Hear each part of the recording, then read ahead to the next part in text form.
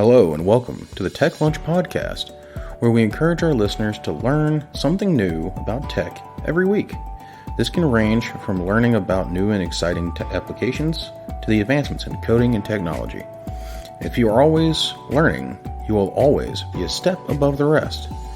Take the time during lunch or during a break to listen and learn, kind of like a lunch and learn, but for the ears. This podcast will open the listeners' ears to new and exciting technologies they may have not been purviewed to in the past. These topics will range from manufacturing technologies to data collection technologies and everything in between. Hello, I'm Nick. Hello, Matt. Hey, I'm John. Nah, you hear that friendly voice again. Ed finally, reemerged from the darkness. Yeah. It's what happens when you got to move 1,000,001 boxes, and for some reason you come back with 1,000,002. Yeah, he was around. Yeah. Glad to be back. Yep. And like you said earlier, anybody who's ever relocated, residences, you'll understand that you don't realize you bought that much crap when you first did. And, well, now I got to figure out where to put it all. Yeah. And you'll live in that same house for the next decade and, never unpack it. Yeah. You still have, I bet you still have stuff in your other house in Alabama that's still in the boxes, don't it? From when you guys moved in. No, I think we pretty much, cleaned out most of it. Huh. I know I've been in this house for 6 years. And I still have stuff in the boxes. Yeah, I mean, I have not unpacked it. I tell you, I put the stuff in my mom's attic. I can tell you those boxes haven't moved. She gets me to put stuff in the attic when I go home. Yeah, none of that's moved. well, like I said, one thing I am realizing, sometimes some of the things that you hold on to, if they're not actually being put to use, then it's probably best to, give them on to the next person, or see if you can't make some benefits for your community some kind of way. So because you don't get to keep it. Yep. As much as that pharaohs would like you to believe, you don't keep it. But we're definitely gonna. We heard us last week. We ended our series on the ergonomics. The advancements in ergonomics. And we'll ask Ed this question real quick. When you start talking about ergonomics, especially from the technology side of the house, what are you thinking? Well, I mean, I guess the biggest things that I think of with ergonomics is now that we have the software tools to simulate a lot of the environments that we're going to be using these ergonomics. So, for example, if I'm in a factory floor, or say even if I have a airport that has seating, these are some of the things that you can simulate, and even use CAD from human anatomy, and take the CAD from the actual chair or whatever you're using in the line. Say, for example, you have some carts or something that you have parts on, so you can actually take these and simulate, and then that can actually tell you, hey, this is more efficient or not efficient. And you see that we don't do things that we did 50 years ago, far as lifting without some type of support. So right. I think that's probably the biggest benefit with technology. Yeah, makes sense. From my point of view. And I agree with that. And, this week, we're going to kick off a new little series, probably be another 2 episodes or so, on ConAg, or in the technology that goes into ConAg nowadays. If you don't know what ConAg is, it's construction agriculture. We just had the ConAg show, I think it was 3 weeks ago out in Las Vegas. It's the biggest, construction agricultural show in the entire United States. However, we did not make it to that show this year. I'm hoping to go next year, because it's kind of interesting. And, this is going to open up a topic, is the advancements in technology have bred into the construction agriculture realm. Now, we probably won't get into right to repair in this particular episode. I don't know, we might. When you start looking into, John Deere's past and current present problems. But, you got some of these people out there that are using technology to boost the construction agriculture realm. I think, if correct me if I'm wrong. I don't know. Maybe y'all might not feel the same way. I'm from a small town where construction agriculture is big. I think that if you think about it, I think Con Ag is our next technological boom. And it's coming, and it's coming quick. Yeah, I mean, it's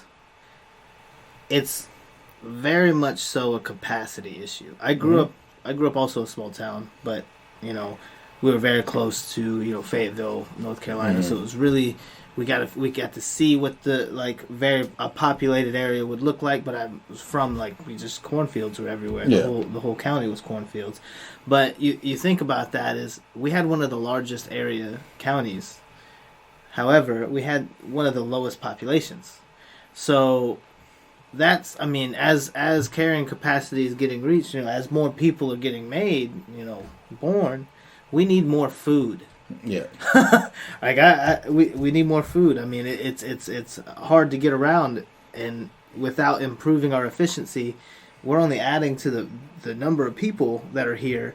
So we're only adding to the amount that we need to make to hit quota, or to, I know not everyone's getting fed, but that's a different, battle.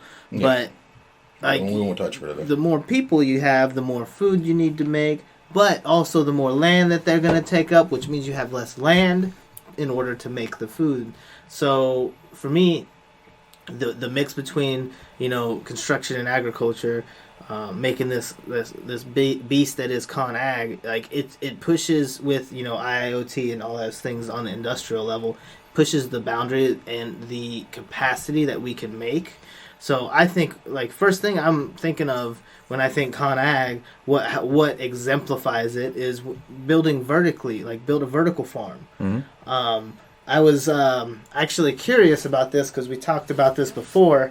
And I checked out a couple videos and did a little bit of research, and I found out that there is a few examples of a solar farm that also has some type of, they call it quote unquote shade tolerant plants. Okay. So plants that don't need full direct sunlight, or if they're in direct sunlight, they kind of sunburn. Kind of like us, I guess. Yeah. I don't want to point any fingers. No. but no, they hold lobster. they hold the water, and with the shade that the solar panels are creating above them, there's condensation that gets created, which waters the plants. So it's kind of a beautiful a self-licking lollipop? fusion. What's that? Like a self-licking lollipop? Yeah, it's beautiful. it's we've never gotten to the self-propelling or the propelled motion, or the constant motion, but this is something that's it's getting energy from the sun. And the energy is the plants are growing underneath it, and they don't need full sunlight, but they're getting majority of it. It's making the oxygen for the humans to be able to live, or it's making some type of plant. The example the example that I was researching that I looked at was they were making raspberries underneath it. It's pretty cool. They just had solar panels at angles opposite to each other above it, to where sunlight can still get in from the top a little bit, but it would be absorbed if it was from either angle. So it's like a reverse hydroponic system, Yeah, pretty much, where the fish use the bathroom and fertilize the plants. Yeah. And then, at the end of the Circle of day, life. and then at the end of the day, humans eat the fish. Yeah, it's the circle of life. Don't drink the water. Don't drink the water. Don't drink the water, it'll be fine. So I guess I look at it from a different slant or a different point of view, because I think when we talk about it, it takes more land, or it takes more space. I think when we start talking about using technology with agriculture, or when we start talking about Con Ag, then you have to think about, if I start to use technology in an aspect to say, hey, I have been tracking data points for the last 5 years, and this particular area here yields better this or yields better that, or it tells me to swap this, or you grow certain crops together. The Indians knew that if you grew corn, okra, and tomatoes together, they did particularly well. So I think some of it is just that we don't use good practices or best. Well, I'll say best practices. Yeah, growing outside of the. But you can use technology to confirm that these things happen. Some of the other things that you can do is you have rainwater, so you should maybe look at some technology that can automate. So not necessarily have pumps, so you don't have to have even solar electricity. You basically make your aqueducts under the ground, and these aqueducts basically overflow a certain way. When they overflow, that overflows into another, almost like a submarine, compartment, and that compartment fills up and fills up and fills up, and you can use that when you have days that you don't have rain, and that'll be based off of sensors that's looking at moisture in the soil to say when and when not to encourage this type, and basically the sensors will tell you, so you the human get feedback, but the ground itself will actually regulate the water. Because the ground itself is going to be based on the amount of moisture that it contains and release back into the back into the clouds. They can only absorb it so much. Right. So I think if you look at it from that point of view, use the things that we know that work already. Use technology with that to verify that we do have these things, and then instead of getting high tech, maybe some of these low tech solutions are better, like the solar cells and so forth. It's like we've said before, make a smarter human. You can't, you can't like force somebody to learn it. However, you can assist that individual in doing things. And I'm going to tell you right now, every farmer, every construction manager, company owner I've ever met or am friends with are very proud people. They are not going to accept defeat anytime soon. It's just not in their blood. They're not going to accept the fact that, hey, guess what? Those machines going to beat me. Believe me, that will never happen. However, the thing that they do kind of, partake is learning something new and kind of seeing what's going on. For example, and this is, I have a love-hate relationship with the drone industry. A very love-hate relationship with the drone industry, by the way, because of this problem, is you have drones now that have the ability to do your runoff and agricultural surveys for people's farms. But why are you going to charge them $500 an hour to run this software over a damn farm field when they may not get a good crop this year? It's make it a little bit more reasonable. I understand if people are charging that because they're handling commercial grade farms. You're dealing with like Idaho potato, and those guys. Those guys can afford that. Some of your lower guys might be hard that time of year. So it's maybe we can find a better alternative to support that process. But the thing is that kind of goes into, like, if you really want to go deep into that, you start getting to your equipment side of the house. The equipment side of the house with ConAg is absolutely insane. And but I think to get into the equipment, you got to understand the smaller things. You start getting into like aquaponics. You start getting into hydroponics. You start getting to where microcontrollers reign supreme, in some of these areas to control what goes on in the field. Yeah. Control your agriculture and your water feeding systems. Control what is going on, your ebb and flows, if you're using ebb and flow tables. If you're going like, peppers or something done on an ebb and flow table. It's turning it on and releasing it, turning it on and releasing it, turning it on and releasing it. And with that, you're feeding that system with a rainwater collection system, and you're just constantly feeding it. It just returns. Plants produce fruit. Humans eat fruit. They replant, and the process returns itself all over again. Yeah. And I would even argue, just back to the drone. I say that that's probably unnecessary to even use a drone to do far as runoff and stuff. I can set up a bank of sensors that basically look at moisture or pH or different things in the ground. I can take those data points over a couple of seasons. And over a couple of seasons, those things will tell me everything I need to know, because the ground itself is the thing that's telling you. The ground itself regulates how the moisture is released and how it's contained. Pretty much IoT farming. So I would say with $500 worth of sensors, you would never need a drone. Yeah. I would say the drone is probably just something somebody, did to say, if I was going to spend any money aerially, I would do satellite imaging. Yeah. I would spend my surface on software as a service with some satellite imaging company and use that. Yeah. But the other point I would like to make, just to follow up on what you said, with the microcontrollers, you can even make the drip irrigation even more efficient. Yep. So the more efficient we are with how we water or how we irrigate the fields, that's less money that the person that has this small scale farm has to spend. Also, it tells them what the yield was for that year. Especially if it's run off of like solenoid, because the solenoids are very precise. And now to go off your point for the the space based satellite imagery and stuff like that, you can still use a drone for topography. And I think the big thing is, I think that's the heavy hitter is go and figure out that they need more people who specialize in making topographic maps for farmers, so they can understand where their hills and valleys run. That because the thing is, and I'm not saying that we can't do a lot of things with small micro sensors, but I think topography maps will show you your high points and your low points, and show kind of where your water's going to run to. Mm-hmm. And it also, the thing is, that's a safety factor, because now you're in these big combines. If you end up in one of the gullies, you don't even know you have a goalie there. You have a chance of putting that thing on its side, on its lid. Now you have a possible injury, bodily harm. It's kind of one of those where you kind of take the good with the bad. But the thing is, it's some of these companies need to look at their pricing model.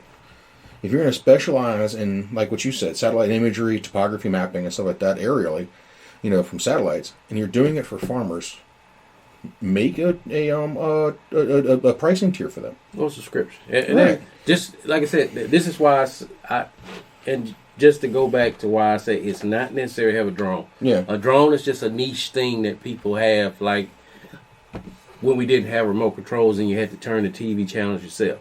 Yeah. It's a niche thing. I would much prefer to have a rover, because people have lawnmowers right now that basically use GPS to go cut the yard. Why not have a rover that has sonar built into it, or LiDAR, or whatever you want to use to do all these things you're talking about on your property, and it's your thing. It's no different than having a Roomba.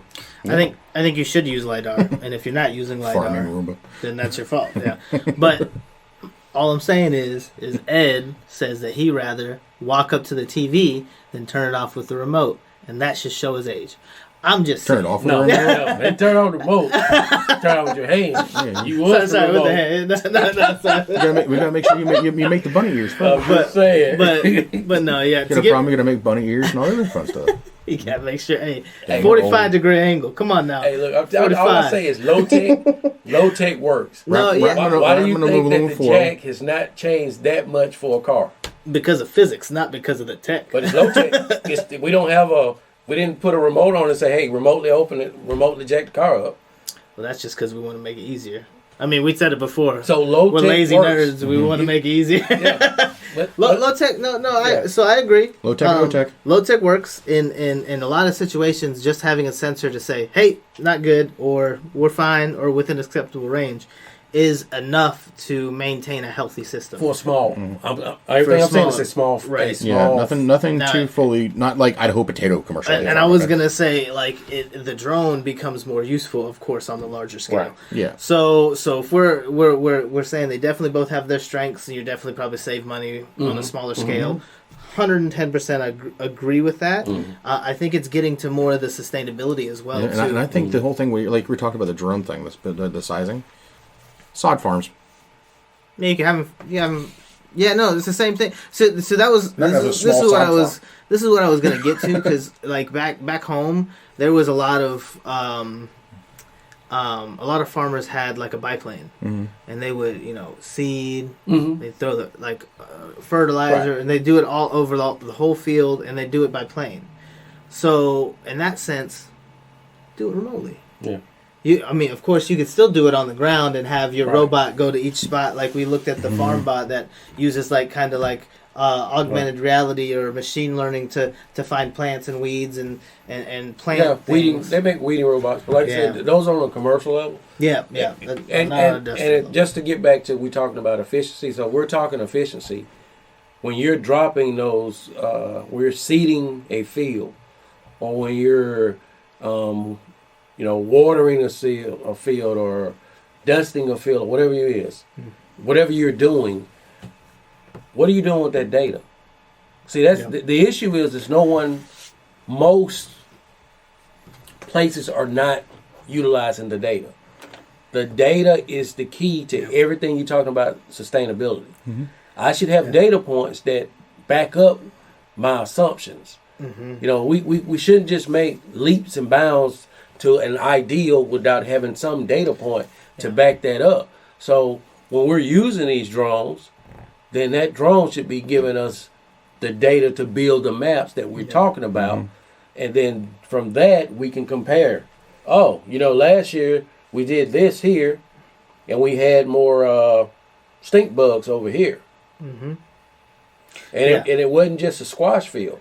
So maybe next year we need to make sure that the squash is not next to X. So these things can be done with the technology that you're trying to use. You just broaden the umbrella of how you're using that technology.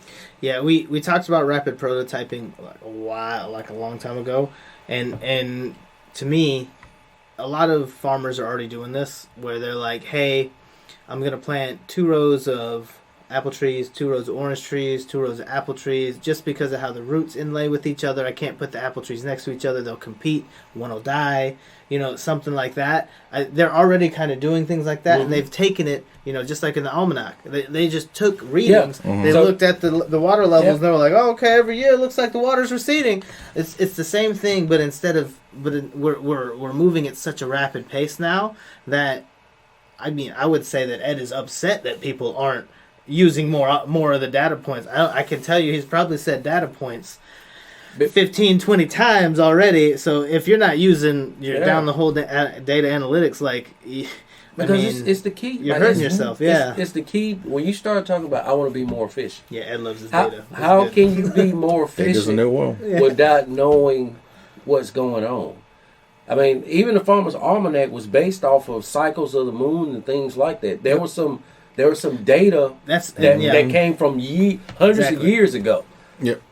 This data is not just random data. So when I say that, I'm saying use the technology, tie that technology into something that you can look at, and you can see every year or every season that you plant something. What's working and what's not working. Mm-hmm. And you do it so rapidly now. And it's like, I kind of see that, this episode's kind of swinging more towards the farming side of the house. So we'll probably do more, this will probably be on our farming side. We'll do the there's a lot to construction side as we'll do next time.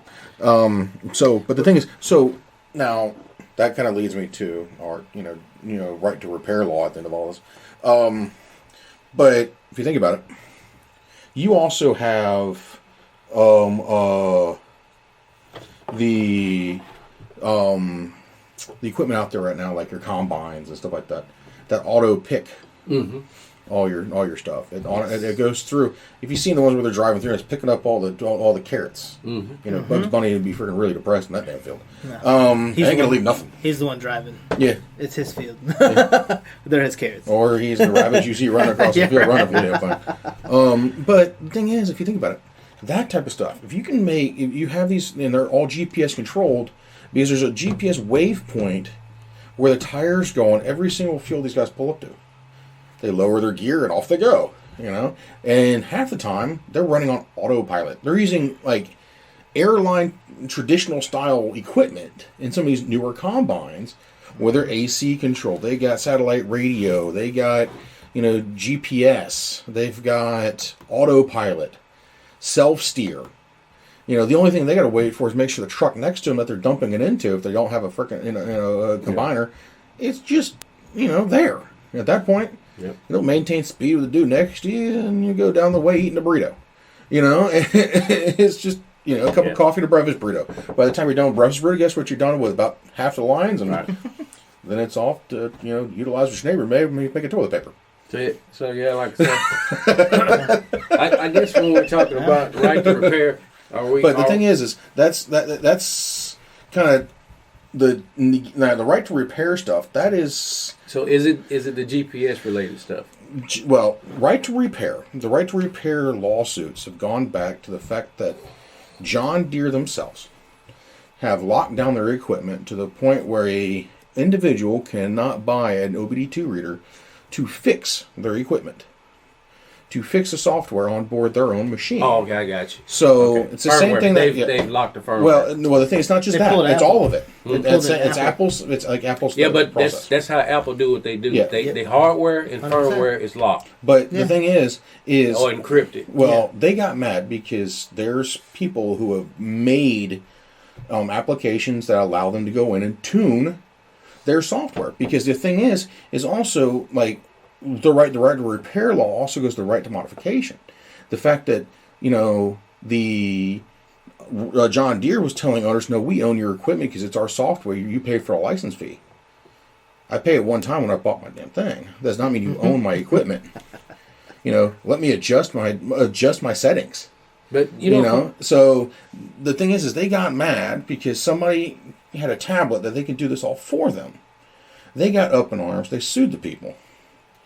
Well, it got shot down in court and said, no, people do have the right to repair their equipment. And the only reason why this came about, and the only reason why it pisses me off to no end about this whole right to repair thing, and I'm a big John Deere fan, is the fact that you had farmers, small town farmers who dump a year's worth of profit into this machine, just going to make their life easier down the road. And now to do one password reset or a couple other things, you're going to charge them an arm and a leg to fix the damn thing. And now I got to take time away from my field to drive that darn thing down the road to go get it fixed, and you won't come to me. Well, it's simple for me. The John Deere's the only tractor in the world. No, the thing is they're all like that now. Caterpillar. No, they're not. They all like that if you go buy them new off the lot. Yeah. The problem is why do people go and build muscle cars from the 70s? I mean, it's nostalgia, but what else? No computers. Or the power you get, the design, the quality. You do not have to have a brand new 2023 tractor. Yeah. Go get you a tractor that doesn't have any of these things, and if you want to put technology on it, retrofit it with the technology you want to use that's open. Support open technology and let closed technology kill itself. Yeah. The thing is with that, I think that's kind of the warranty. Yeah. No, what? Well, I mean, if you Not- can't repair, you can't modify. No. If I use a tractor that does not have anything that's closed, so if I buy a tractor outside of whatever, there are people that buy old tractors all the time. Most small farmers do this. Yeah. I can add whatever sensor I want to my tractor and add a tablet that has open technology. I have a smartphone that has open technology. All I'm saying is you utilize the technology with the old. Simple is better. And then, with that, I hope there's companies out there offering that option. Because some of these guys cannot do it themselves. They don't have the time. I got it. But how many people can pick up a smartphone and with 2 or 3 clicks they up and running? You telling me that there is... I get that there's an issue, and I'm not trying to steer us away from the issue. What I'm saying is sometimes when people say, I can't do this because of that, well, don't buy an iPhone. Buy the phone you want to unlock it. Well, hey, this Samsung, it's got AT&T. There's ways to get around that. I think that's It doesn't a matter. bit of a small view because, It's the truth. It's simple. So the If we're- truth doesn't we- always we, sound We nice, talk yeah. about technology all the time, but now we're saying, well, hold the brakes. Let's fight this right here. Why? The way to fight it is don't spend money on it. Oh, I agree with you. Yes, absolutely. In a capitalist system, your votes are your dollar bills. You buy the thing. You buy the thing for your kids. You buy the thing for your family. Every single dollar you spend is a vote to make that again, and a vote that you like exactly what they're doing. So, And I'll make it even simpler than that. I agree. If you don't want a phone that's closed, don't buy an iPhone. If you want a phone that's open, buy something else. It's the fear. It's your choice. Yeah. Don't buy John Deere because, hey, John Deere is the standard for farmers. It's not. The plow is the fucking standard for farm, excuse me. The plow is the standard. You get a little rowdy. Well, I'm saying because the issue with, I guess my issue is it's not right what those companies are doing. No. It doesn't help them. And I know there's supposed to be information coming to light here very, very soon. Because John Deere was, I heard, John Deere was negating some of their older statements because of the bad publicity. Because the one good thing about, publicity is bad publicity works in the favor of the people who it's impacting. We all know this. We see how this works. But, so there could be a chance that could be negated and they find a better way to support these guys, which would be nice. I'll take that. I mean, you gotta figure out. If you tell me that, hey, guess what? My software is closed. However, you can buy a tablet that will help you troubleshoot the system on your own, and you can fix it yourself using our equipment from home. That's 100% viable option. Well, that's what does Siemens do with their PG? Right, exactly. They've offered a device that works with their platform. You don't have to have it, but they've made this device so it's readily compatible with their products. I think that's the best way around it.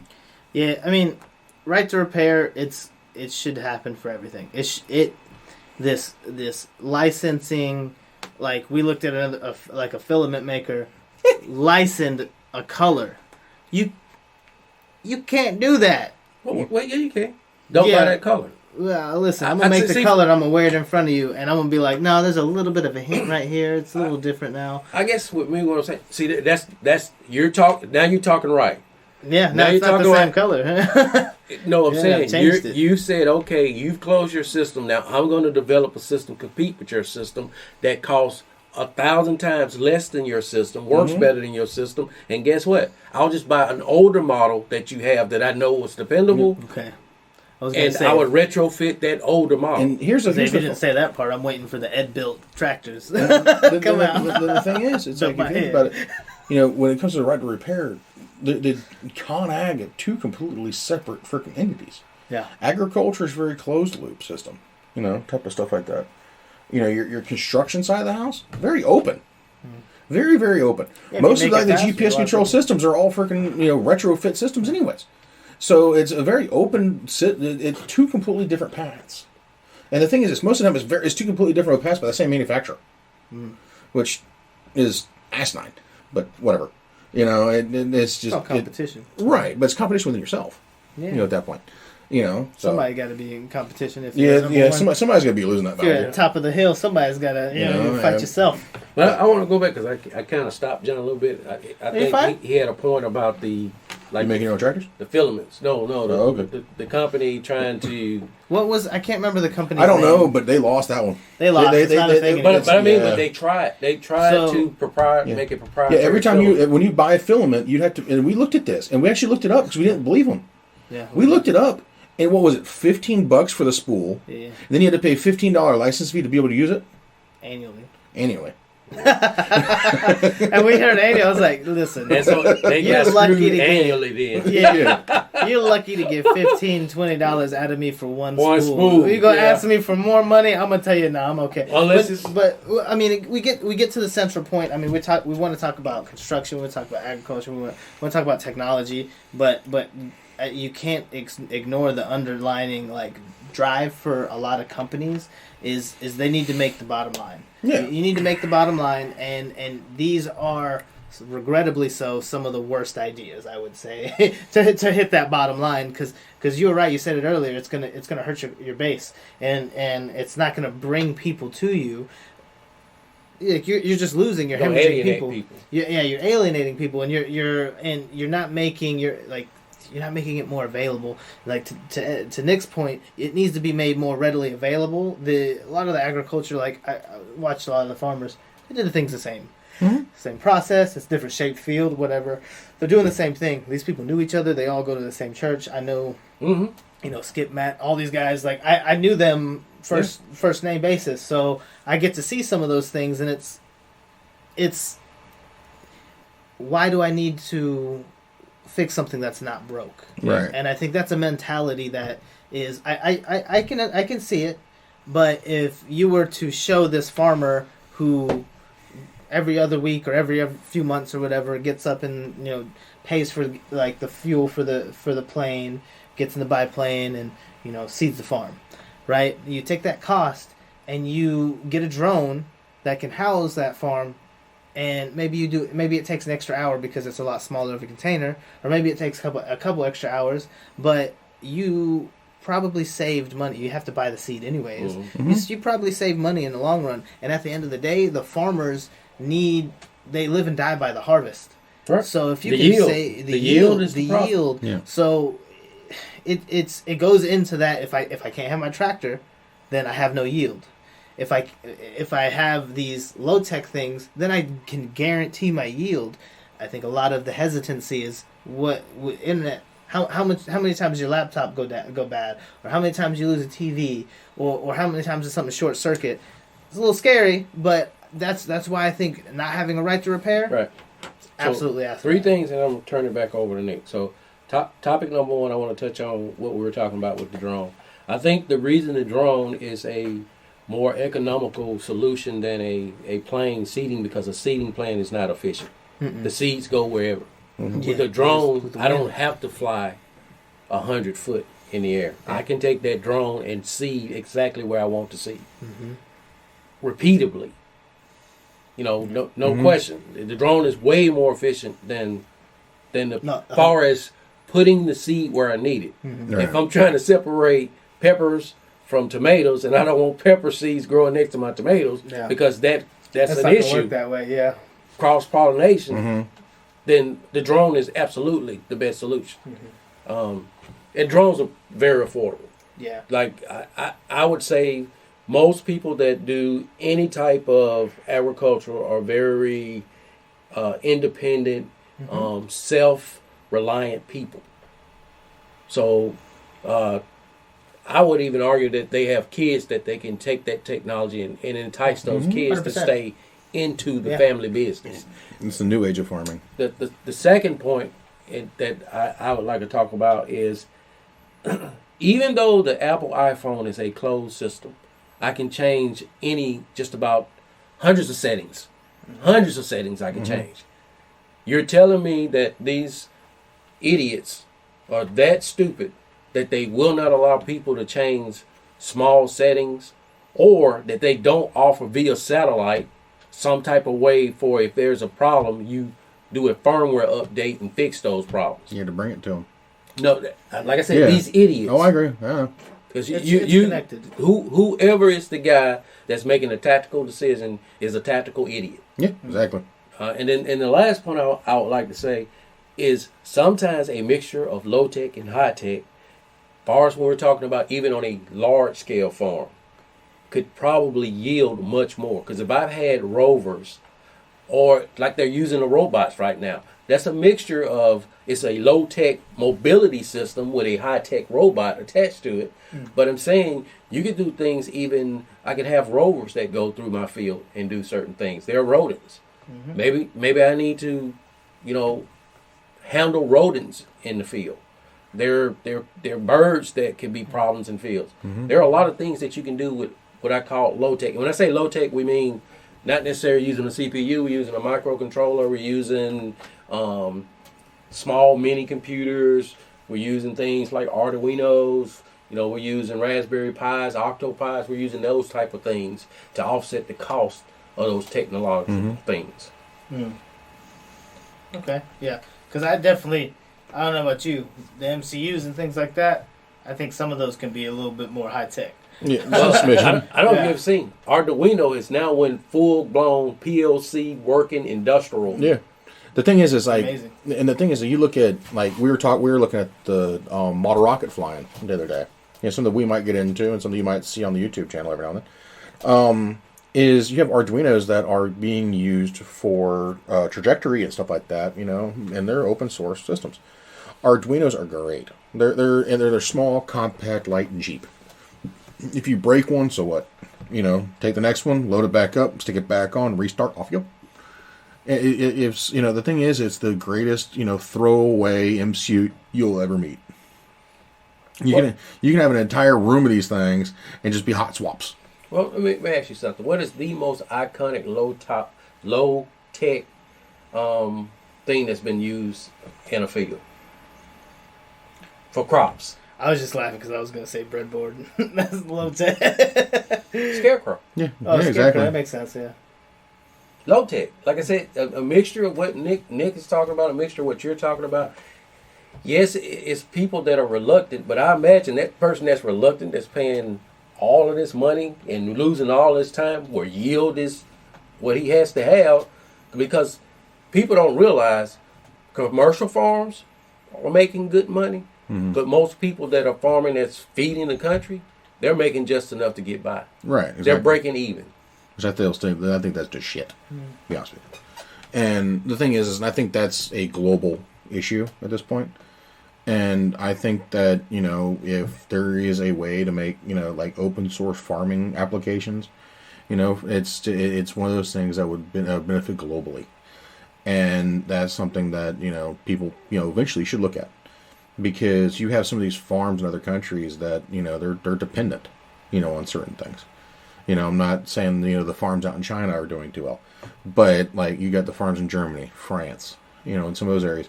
The cattle farms you got in some of these areas, like Texas. You know, and also down in, like, Brazil. And other areas where you have these, you know, these farm areas that are in some outcroppings that you may not get to by foot. Yeah. Don't You know. forget California Right. and Orlando. Yeah. Or Florida in general. It's just, I mean, you know, it's different. And the thing is, you know, by this point, the technology needs to step in and say, hey, guess what? We're here to help. We're not here to hinder. It's like you were talking about the rovers. If you think about it, NASA's JPL builds, one rover every couple years to go fly to the moon. Some of them, they last there a lot longer than others do. Some go splat on impact. Some, they stick around for 15 years. Hello, Curiosity. But, you know, and then, you know, now currently with Perseverance and a helicopter that should not have kept going. Ingenuity. And guess what? It's still there. It's still flying. It's flying in harsh climates than anywhere else we'll ever see. That's the first airborne drone. Yeah, that's pretty impressive. And the thing is, if you think about it, you can build these machines to, like what you said, seed the field using 100% microcontroller.